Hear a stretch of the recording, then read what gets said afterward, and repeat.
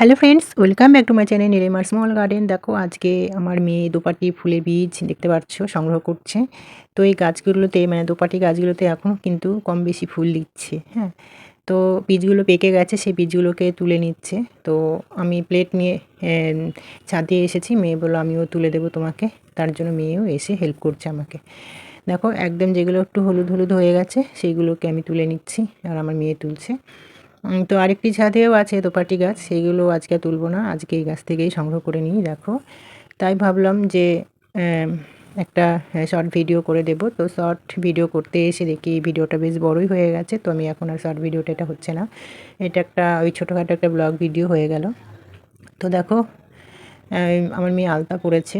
তো দেখো আলতা পরেছে, আমি আলতা পরিয়ে দিয়েছি, সাজিয়েছি, একটু সেজেগুজে এসেছে আজকে ফুল তুলতে।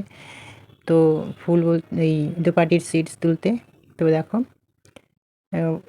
খুব খুশি হচ্ছে তোলার সময়, বেশ ভালো লাগছে, কারণ ওই বীজগুলো যখনই তুলছে না তখনই বীজগুলো একটু টাচ লাগলেই কিন্তু ফেটে যাচ্ছে।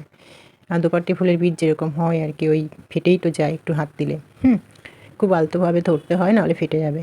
আর এগুলো তো ফাটাতেই হবে, রোদ্দুরে রেখে দেবো আমি বীজগুলো সংগ্রহ করে পরের বছরের জন্য। আমি এই যে গাছটা থেকে যে বীজগুলো তুলছি, এই গাছটি কিন্তু গেল বছরের বীজের থেকেই পড়েছে, মানে গত বছরে যে দোপাটি গাছ করেছিলাম সেই বীজ থেকেই কিন্তু চারা তৈরি করার পরেই কিন্তু ফুল হয়েছে। আবার সেই গাছ থেকেই আবার দেখো বীজগুলো সংগ্রহ করে নিল মেয়ে। মেয়ের খুব আনন্দ, দেখো কতগুলো বীজ হয়েছে দেখতে পাচ্ছ। তো এখন বসে বসে ফাটাবে, মেয়ে আমাকে বলছে যে এই বীজগুলোকে আমি এখন বসে বসে ফাটাবো, ফাটাতে ভালো লাগে। আর দেখো হাতেও আলতা পরেছে, হাতের মধ্যে আলতা পরে, পায়ে আলতা পরে দেখো আবার দেখাচ্ছে। হ্যাঁ, কেমন হয়েছে জানিও। হ্যাঁ, আলতার ডিজাইনটা আমি পরিয়ে দিয়েছি, ও চাইছিল পড়তে, তাই দেখো বীজগুলোকে তুলেছে, খুব আনন্দ লাগছে। তোমাদের কেমন লাগলো অবশ্যই জানিও। ওকে, চলো টাটা।